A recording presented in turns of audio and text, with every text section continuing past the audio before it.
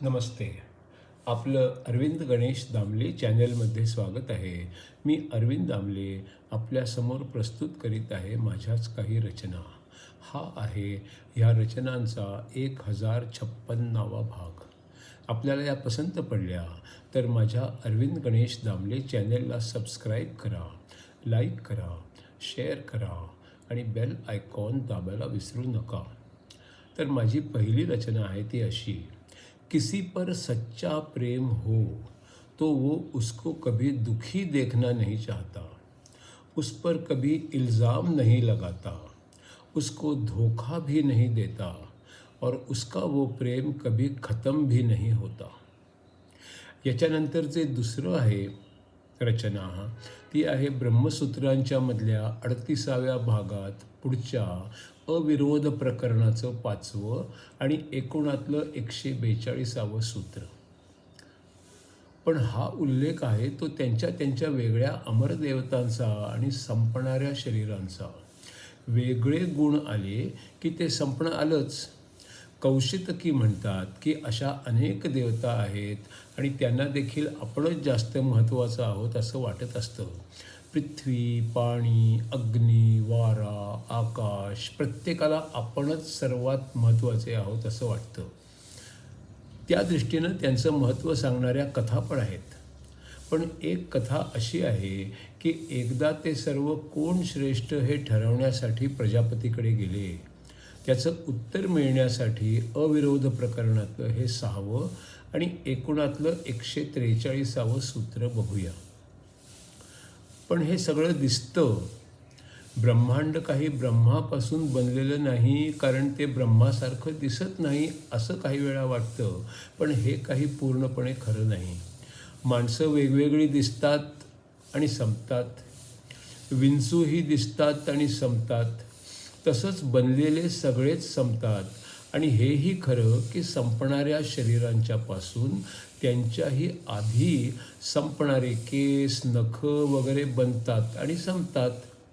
याचं उत्तर असं की बोटं दिसतात त्यापेक्षा नखं आणि केस वेगळे दिसतात.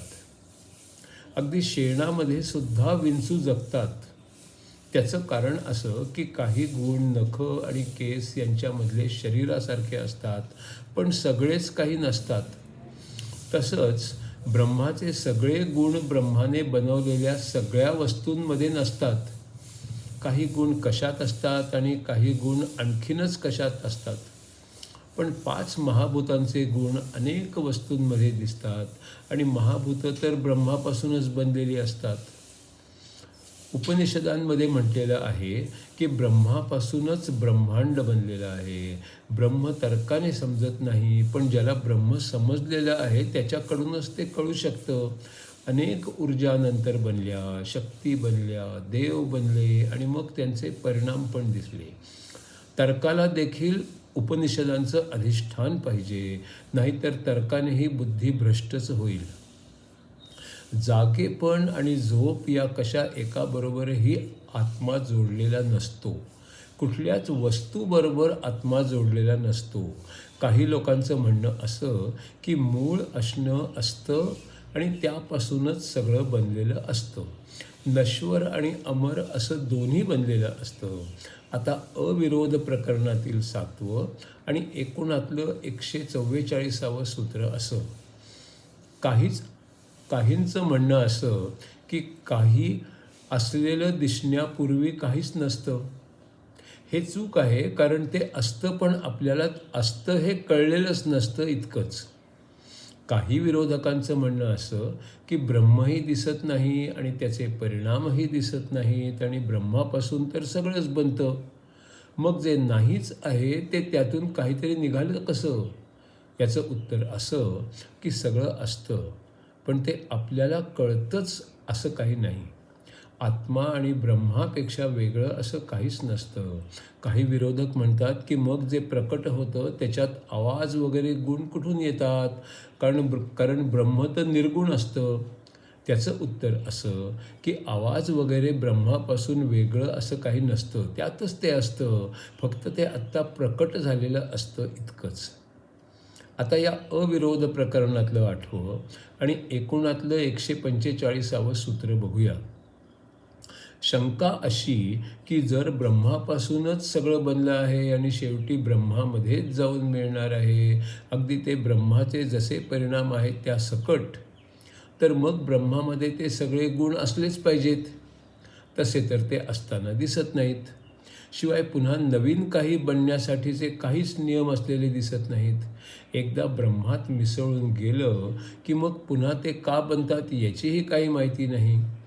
एका ब्रह्माचे भाग जे आत्मे, ते पुन्हा वेगळे वेगळे का होतात हे पण कळत नाही. आणि तरीही कारण आणि त्याचे परिणाम यांच्यात काही फरक पडत नाही असंही म्हणतात. हे सगळं तर्काला धरून आहे असं काही वाटत नाही. आता अविरोध प्रकरणातील 9वं आणि एकूणातलं 146वं सूत्र बघू. पण हे शक्य नाही, कारण हे उदाहरण बघा.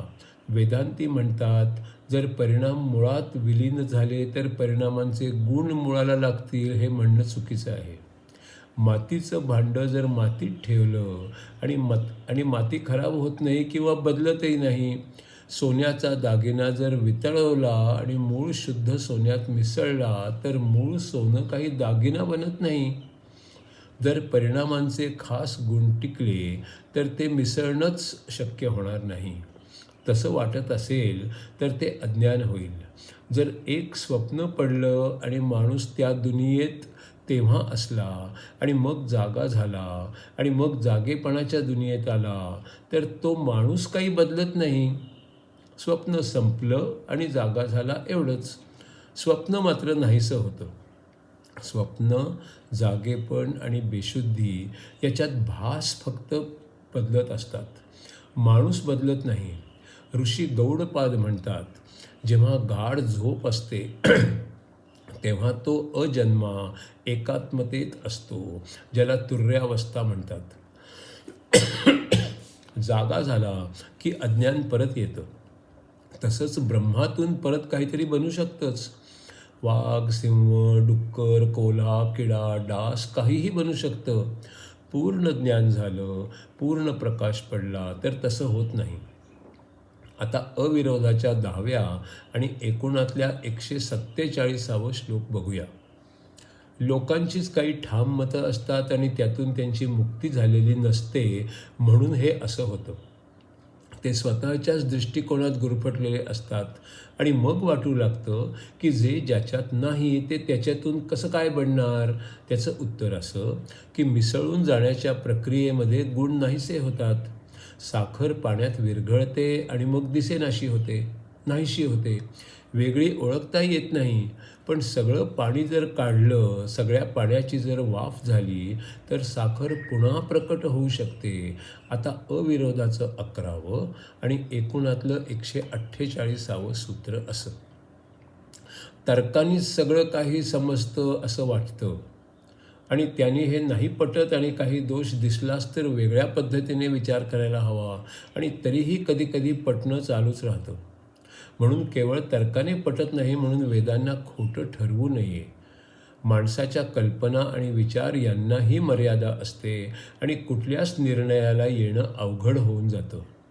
वेगवेगळ्या विचारवंतांचे वेगवेगळे विचार असतात. ते निरनिराळ्या दिशेने जात असतात. म्हणून ते वेगळे आहेत या निर्णयाप्रत पोचतात आणि त्यांच्यासाठी तेच तर खरं असतं. म्हणून 3 गोष्टी करायला हव्यात. योग्य समज, त्याच्यापासून योग्य निर्णय आणि त्याच्याही आधी वेद उपनिषदांचं वाचन. असं सगळं झालं की विचाराची दिशा वेदांच्या विरुद्ध जात नाही. ज्ञानासाठी मोकळं मन असणंही तितकंच महत्त्वाचं असतं.